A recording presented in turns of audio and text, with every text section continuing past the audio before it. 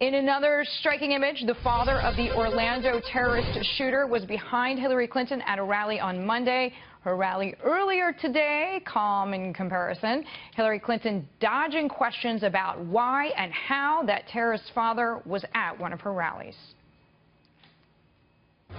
Secretary Clinton, should your campaign have known that Omar Mateen's father is at your campaign rally yesterday? Thanks, folks. Appreciate it. Secretary Clinton, do you have time for a question? Thank you all very much. Clinton's campaign put out a statement earlier, so here it is, and I'm going to quote the campaign.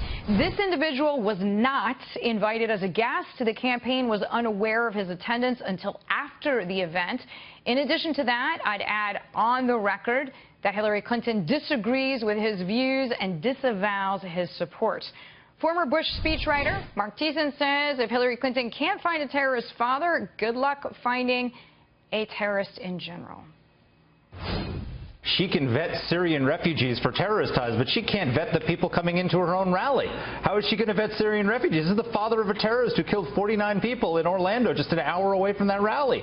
So apparently it's not just the emails that she's extremely careless with. It's also her rally. Former CIA intelligence officer Lieutenant Colonel Tony Schaeffer is with me now. Thank you, sir, as always, for the time. Good to be on. Thank you. So what does this bring up in your mind about Hillary Clinton's security acumen or that of her team? Well, first, no one is going to be that close to Ms. Clinton at this point in time without them knowing exactly who this is. This is no accident. I'm sorry. I disagree with her statement. I think it's false. The Secret Service, I'm a little bit familiar with this because I've had to do some research on how it works and work with some folks to be vetted. The Secret Service vets everyone who goes into those things. And at a minimum, the Secret Service knew. I am 100% sure the Secret Service informed someone on the Clinton staff exactly who this individual was, and someone had to say, yes, it's okay. Again, nothing like this is left to chance. And imagine the imagery here, Deirdre, if you could, if this was a Trump rally where the father of a Ku Klux Klan member who his son had just killed someone, what the optic would be. The media would be going crazy about this. And I see this as very, just simply this. Ms. Clinton is trying to have it both ways. She's trying to show support to the Muslim, frankly, the radical Muslim community. This father had radical views about women, about gays.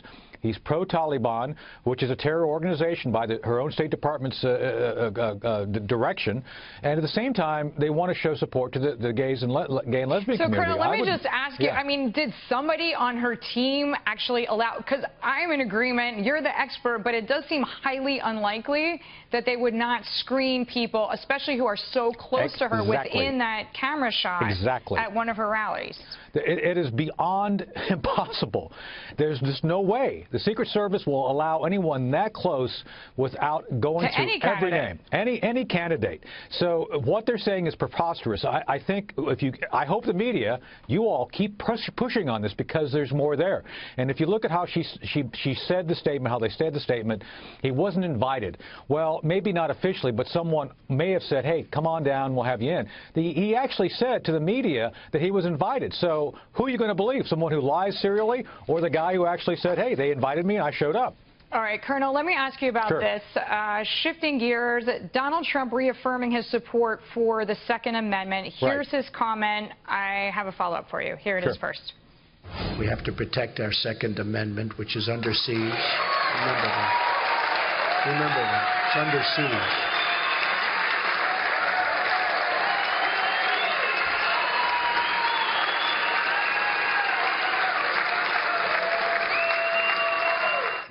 So Hillary Clinton's camp attacked him for inciting violence. And just for people who aren't following, this is what Donald Trump said that led to that criticism. Stay with me, Colonel. Here's the comment. Right. Hillary wants to essentially abolish the Second Amendment. By the way, and if she gets to pick her judges, nothing you can do, folks.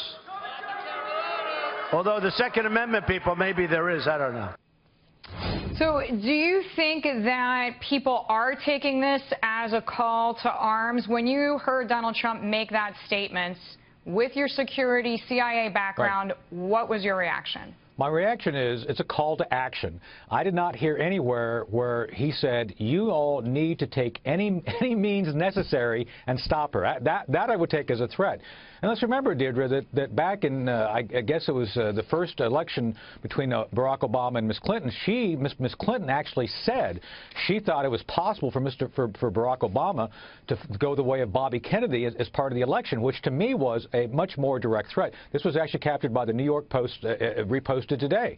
So to me, when you say there's a potential candidate I'm against maybe go the way of Bobby Kennedy, to me that's a direct threat, much more direct than than Donald Trump saying, hey, you all need to take action to defend your Second Amendment rights. That's what I heard him say.